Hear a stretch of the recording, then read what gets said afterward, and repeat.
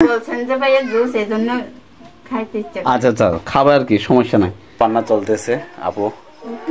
এটা কি তরকারি? শাক, কলমি শাক। কলমি শাক, কিচ্ছু নাই আর ধরেন। হ্যাঁ, দুজনের জন্য জুস আনছি। হ্যাঁ আনছি কোথেকে যেটা আছে আর কি, বেশি না, যদি পরবর্তীতে। নমস্কার প্রিয় বন্ধুরা, আজকে আমি যাচ্ছি রূপসীপাড়া ইউনিয়ন। আমি হচ্ছে নদী পার হয়ে ব্যাকে তো দেখতে পারতেছেন এটা কি জিনিস। আমি সহযোগিতা করতে যাচ্ছি, যারা অসহায় তাদেরকে দেওয়ার জন্য একটু যাই। নদী পার হতে হলো, আবার উঠতে হবে। দেখেন ভিজে ভিজে যাচ্ছি, কত কষ্ট করে, একা একা, কেউ নাই পাশে। এই তো নদী পার হয়ে আসলাম একা। অনেকে জানবেন এটা কি জিনিস, আমাদের পাহাড়ি এলাকা, এটাকে বলে টুনটুন। টুনটুন বলতে গেলে এটা কি তামাক পোড়াই না? হ্যাঁ, তামাক পোড়াই জিনিস। এখানে একজন মহিলা থাকে, খুবই অসহায় উনি। তো এখানে ঘর বাড়ি নাই ওনার। তো আমি একটু ওনাকে প্রশ্ন করি, আমি ভিতরে যাই।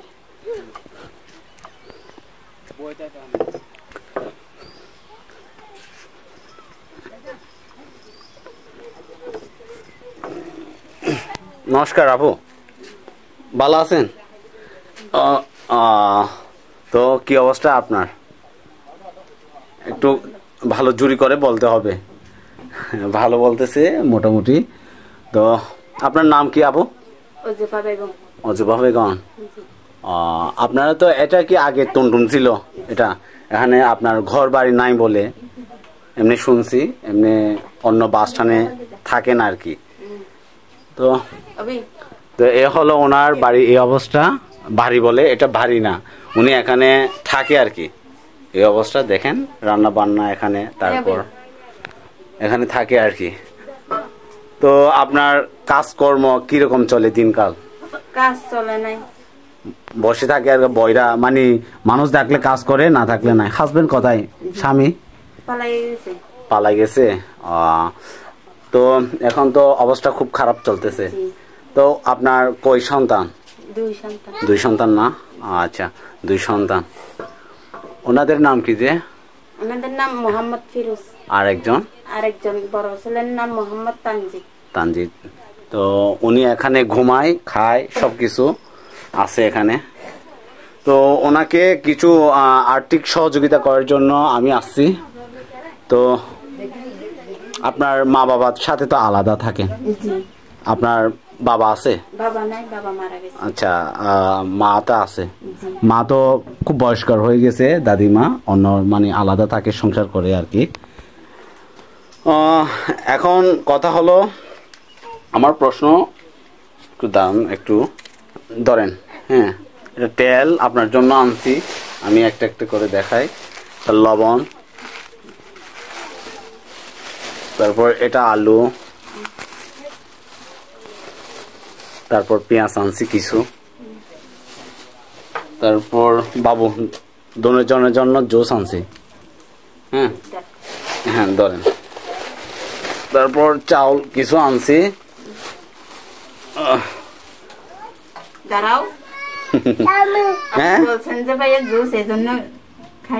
আচ্ছা আচ্ছা, খাবার কি সমস্যা নাই।